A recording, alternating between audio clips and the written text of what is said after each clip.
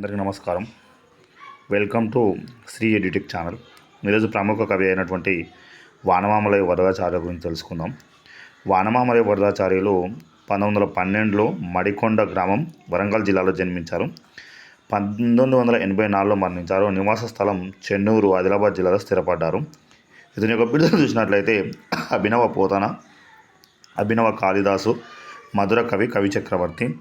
అదే కాకుండా పురస్కారాలు ఆంధ్ర సాహిత్య అకాడమీ అవార్డు, బెనారస్ వారణాసి విశ్వవిద్యాలయం నుంచి వారి యొక్క విశ్వవిద్యాలయం వారి వాద్యస్వజతి అనేటువంటి గౌరవ డాక్టరేట్ను పొందడం జరిగింది.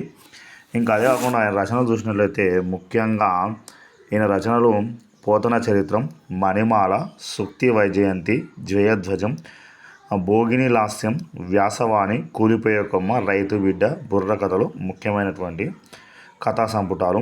ఇది వానమామలై వరదాచార్యుల గురించి. ఈయన ప్రముఖమైనటువంటి కవి.